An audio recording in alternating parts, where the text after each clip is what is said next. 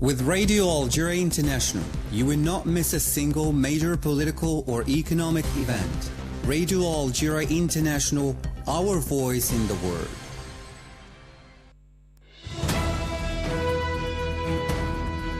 This is the English service of Radio Algeria International. It's time for the news. In today's top stories, Algeria has strongly condemned the despicable Israeli aggression against Syria, reiterating its urgent appeal to the United Nations Security Council to assume its responsibility to put an end to these repeated aggressions. Algeria has denounced the international community's silence in the face of the Zionist occupation's violations against the Palestinian people, calling for the use of means authorized by the UN Charter to put an end to these crimes. The Washington Institute for Near East Policy, an American think tank, has highlighted in a report the assets of Algeria and its opportunities, underlining notably its commitment to mediation and diplomatic dialogue.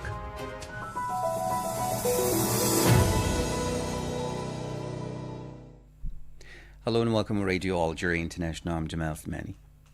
Starting today's news, Algeria has strongly condemned the despicable Zionist aggression against Syria, which constitutes a blatant violation of its sovereignty and territorial integrity, reiterating its urgent appeal to the United Nations Security Council to assume its responsibility to put an end to these repeated aggressions. This was contained in a statement by the Ministry of Foreign Affairs, the National Community Abroad and African Affairs here in Algiers. The details with Masoud Sharfi. The statement said that the Israeli occupation continues its relentless escalation in the Middle East, opening multiple fronts of aggression in an attempt to impose its hegemony on the states and peoples of the region with complete impunity. The statement added that in this development with unpredictable repercussions, the Israeli occupation has reached an extremely dangerous stage with its aggression against Syria, a brotherly country, targeting government institutions and civilian infrastructure in Damascus and Suez. Algeria strongly condemns this despicable aggression, which constitutes a flagrant violation of Syria's sovereignty and territorial integrity and an attack on the unity of its people, expressing its full solidarity with this brotherly country and its legitimate and legal right to preserve its security and stability, in accordance with the principles of the United Nations Charter and the rules of international law. The statement concluded that Algeria reiterates its urgent appeal to the UN Security Council to assume its responsibilities and to put an end to these repeated Israeli attacks, which have plunged the entire region into a spiral of insecurity and instability, with no prospect of claiming the situation or imposing the primacy of international law. Syria has condemned the Israeli airstrikes that struck government buildings in the capital Damascus, calling them a blatant violation of national sovereignty and international law. In a statement released by the Foreign Affairs authorities, Syria said the strikes targeted civilian infrastructure and government institutions in Damascus and surrounding areas, leaving several civilians, including women and children, injured and causing extensive material damage. The statement said the attacks reflect Israel's systematic policy of escalation and its ongoing efforts to destabilize Syria and the wider region, describing them as a clear breach of the United Nations Charter and international humanitarian law. Meanwhile, the UN Secretary-General Antonio Guterres issued a statement condemning the Zionist strikes. Guterres spokesman Stéphane Dujarric said in a statement that the Secretary-General further condemns Israel's escalatory airstrikes on Suwaida, Daraa and in the center of Damascus, as well as reports of the Israeli occupation troops' redeployment of forces in the Golan. The Secretary-General extends his heartfelt condolences to all Syrians and reiterates his call for an immediate de-escalation of violence and urgent measures to restore calm and facilitate humanitarian access. The Secretary-General does take note of the statements issued earlier today by the Office of the Presidency of Syria condemning the violations and committing to investigating and holding to account those responsible for them. We reiterate the Secretary-General's appeal for transparency in this process. The Secretary-General further condemns Israel's escalatory airstrikes on Suwaida, Daraa, and in the center of the Syrian capital, Damascus, as well as reports of Israeli Defense Forces' redeployment of forces in the Golan. He calls for an immediate cessation of all violations of Syria's sovereignty and territorial integrity and for respect of the 1974 Disengagement of Forces Agreement. That was the United Nations Secretary General Antonio Guterres' spokesperson, Stéphane Dujarric. Yesterday in New York, Algeria, through the voice of its Deputy Permanent Representative to the United Nations, Tawfiq El-Qudri, denounced the international community's silence in the face of the Zionist occupation's violations against the Palestinian people, as in the case of Gaza, calling for the use of the tools authorized by the UN Charter to put an end to these crimes. The Algerian diplomat was speaking during a Security Council meeting on the situation in the Middle East, including the Palestinian cause. في غزة تشن حرب على الوجود نفسه. In Gaza, an existential war is being waged, a war that does not need pretexts, because those who have the monopoly of force can make pretexts and export them, and can promote them and find those who will believe it, providing them with immunity and cover. In the Security Council, sessions abound. Statements are delivered, but they do not dissuade the occupier and they do not stop the massacre. Our meetings, despite their abundance, reflect the concern of the international community towards what is happening. At the same time, our meetings reveal the inability of the international community to adopt the necessary resolutions and to impose respect of their will when it comes to the Israeli occupier. What is even more surprising, colleagues, is that we are hearing some defending the killers and finding them and themselves justifications. For some, killing children is a mere collateral damage. Maybe because they are Palestinians, they can be killed. لأنهم فلسطينيون يمكن قتلهم. For her part, UNICEF Executive Director Catherine Russell said that the children in the West Bank are not spared by the occupation war machine, adding that many children are held captive in the occupiers' prisons. Russell warned that the children of Gaza will be forever affected by the trauma they are experiencing. Between May 27th and July 7th, the UN Human Rights Office recorded the killings of 798 Palestinian civilians, including children, desperate to find food at or near distribution sites and humanitarian convoys. At the same time, the situation, as Mr. Fletcher mentioned, in the West Bank, including East Jerusalem, has significantly deteriorated. Since the start of the year, 33 Palestinian children have been killed in militarized operations and settler attacks. More than 32,000 people have been forcibly displaced, while the demolition of homes and roads and the use of explosive weapons in populated areas continue. In addition, the number of Palestinian children from the West Bank in detention for alleged security-related offenses has reached its highest level in 7 years. This includes 120 children detained without charge or trial under administrative detention orders. Children who survive the war in Gaza will be forever affected by the deprivation and exposure to traumatic events they've experienced. That was UNICEF Executive Director Catherine Russell. Now, the human rights NGO Amnesty International has said that the refusal to suspend the association agreement between the EU and the Zionist entity is a cruel and illegal betrayal of the Palestinians and European values. The Secretary General of Amnesty International said in a statement that it is a cruel and illegal betrayal of the European vision and project, which are based on respect for international law and the fight against authoritarian practices, as well as the rules of the EU itself and the fundamental rights of Palestinians. Said Bouazi has more details in this report. This strong criticism from Amnesty International, echoed by other human rights organizations, follows the meeting of EU foreign ministers in Brussels the day before. The ministers refused to approve any sanctions against the Zionist entity for its genocidal aggression in Gaza and the endemic violence in the occupied West Bank. This moment will be remembered as one of the most shameful in the history of the EU, said Agnes Kalamar, noting that European leaders had the opportunity to take a principled stand against the crimes of the Zionist entity, but instead gave it the green light to continue its genocide in Gaza, its illegal occupation of the entire Palestinian territory, and its system of apartheid imposed on the Palestinians. Deploring the EU's political cowardice, she said that the EU's inaction sends an extremely dangerous message to the perpetrators of criminal atrocities, telling them that not only their actions go unpunished, but that they will also be rewarded. At Tuesday's meeting in Brussels, 10 options were presented to member states, including the total suspension of the agreement, the suspension by the EU of its preferential trade and/or research components, an arms embargo, sanctions against Zionist ministers, the suspension of visas, or a ban on trade with the settlements. None of these options received the necessary support at this meeting of foreign ministers.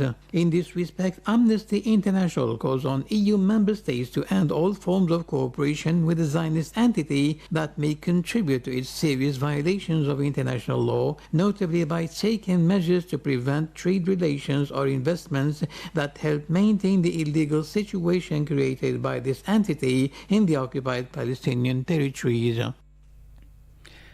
The Algerian Secretary General of the Ministry of Foreign Affairs, the National Community Abroad and African Affairs, Lounas Megraman, has taken part in Bogota, Colombia, on behalf of the Minister of Foreign Affairs, Ahmed Attaf, in the emergency ministerial meeting on the serious violations of international law committed by the Israeli occupation against the Palestinian people. This emergency meeting is devoted to examining the latest developments related to the ongoing Israeli aggression against the Palestinian people in light of the serious and unprecedented developments in the Palestinian issue and the humanitarian crisis facing the Palestinian people. Speaking on this occasion, Lounas Megraman called for the intensification of international efforts to end the Zionist aggression, demanding an immediate and permanent ceasefire in the Gaza Strip and forcing the occupier to lift restrictions hindering the delivery of humanitarian aid. He also called for protecting the two-state solution through the recognition of the independent state of Palestine and to relaunch the political process involving the international community in the development and implementation of a serious and credible initiative capable of guaranteeing a just settlement that would enable the Palestinian people to establish their independent and sovereign state on the borders of the 4th of July 1967 with Al-Quds as its capital.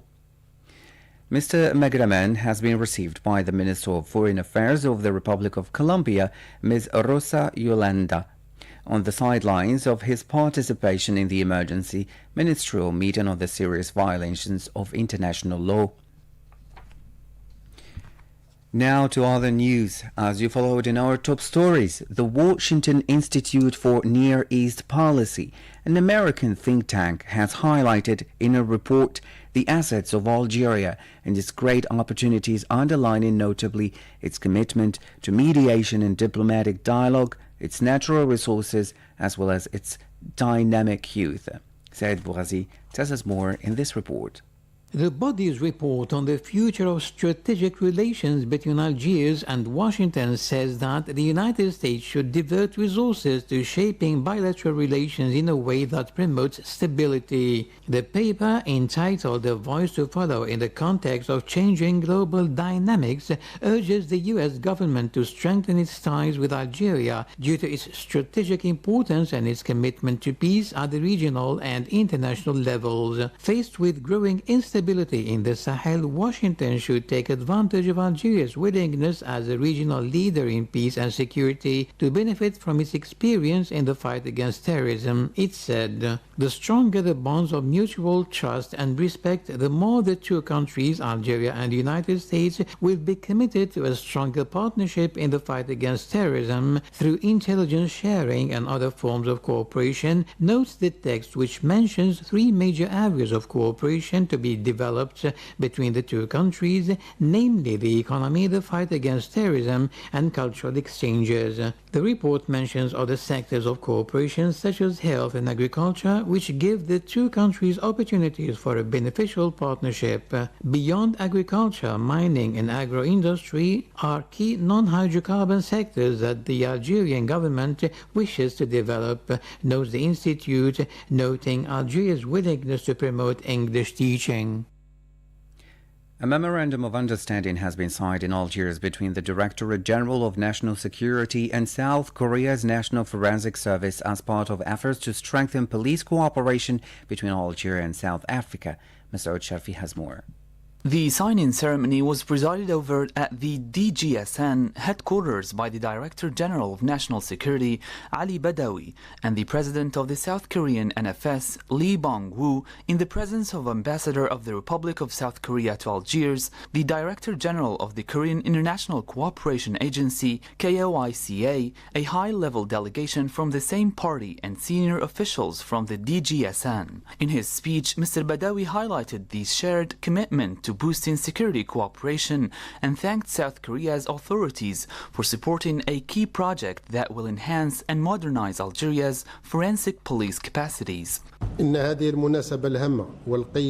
This important and valuable occasion truly reflects the shared will to strengthen bilateral cooperation between our two countries through the exchange of expertise, information, and training in the field of security and crime prevention. I would also like to seize this opportunity to express my deep gratitude and appreciation to the relevant authorities in the Republic of South Korea, headed by His Excellency the Ambassador and the President of the National Forensic Service, NFS, along with all his assistants for their valuable and continuous efforts in bringing this project to life, a project of great importance to the Algerian police, especially in terms of enhancing the analytical and operational capacities of scientific and technical laboratories. The project we are now in the process of implementing is the result of ongoing work and constructive, effective cooperation between the institutions of our two countries. As I previously mentioned, this project will allow the scientific and technical police services to modernize and develop their human and knowledge-based capacities and skills.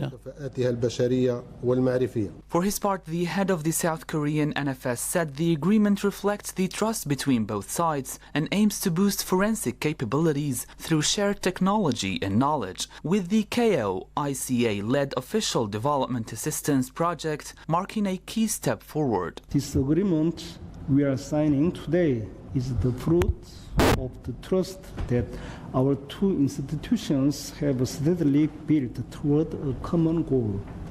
The National Forensic Service of Korea has prioritized its exchange with the DGSN of Algeria and has sincerely hoped to jointly develop the forensic science capabilities of both our nations by sharing forensic technology and knowledge. The upcoming ODA project to be pursued through COICA will be a crucial stepping stone for turning our promise into tangible actions. The signing of this memorandum aims to support the exchange of experiences and knowledge to consolidate the points agreed in the Memorandum of Understanding signed on November 27, 2024 between the DGSN and KOICA. The Secretary of State to the Minister of Foreign Affairs in charge of African Affairs, Bakhta Salma Mansouri, has held in Algiers that the creation of a joint business council between Algeria and Zimbabwe will be an essential tool for advancing cooperation between economic operators, bringing stakeholders closer together and implementing reforms on trade mechanisms between the two parties, as well as enshrining the institutional framework for sustainable and mutually beneficial cooperation and promoting investment opportunities. The Minister of Housing of the Member States of the Shelter Africa Development Bank participating in the 44th General Assembly of the bank held in Algiers have called for strengthening intra-African trade in construction materials, particularly within the framework of the African Continental Free Trade Area, with a view to reducing housing construction costs and making housing more accessible to the population of the continent. More with Mr. Sharfi.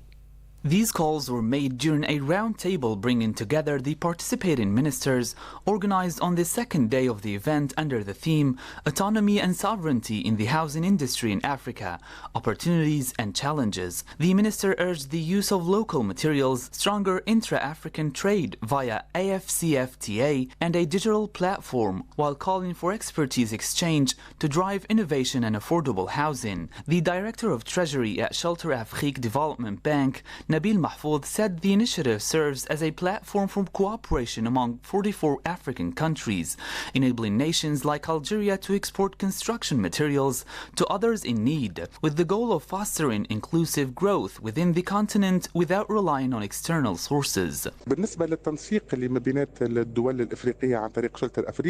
As for the coordination between African countries through Shelter Africa, and naturally, since 44 countries are involved, it serves as a platform for cooperation among all these nations. For example, it facilitates exports from certain countries that have the capacity, such as Algeria, which currently has the ability to manufacture building materials. This is directed towards countries that have a need for building materials, with the aim of achieving inclusive African growth without resorting to sources outside the African continent. The ministers called for stronger concessional financing for small and medium-sized enterprises, expanded inter-African cooperation, and a greater role for Shelter Afrique. They highlighted Algeria's experience, stressed legal reforms, urban planning and digitization, and welcomed the viral model to assess housing, finance and support local initiatives. The South African Minister of Science, Technology and Innovation, Professor Blade Zemande, has hailed in Blida the level reached by Algerian universities, particularly in the field of scientific research. During his visit to the Institute of Aeronautics and Space Studies at the University of Blida 1, the South African minister said the Algeria-South Africa partnership aims to boost science and technology, drive Africa's economy, and help the continent become a producer of knowledge.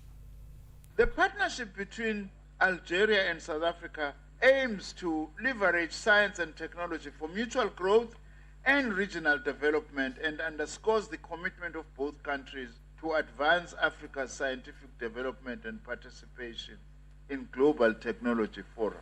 Science, technology and innovation is the continuation of that anti-colonial struggle, but in the current period, so that as a people we can improve ourselves and live in dignity. The time for us to be consumers of knowledge produced from the north must come to an end. We must, as we consume it, we must also become producers of knowledge for the rest of the world too, because we are talented and we are gifted.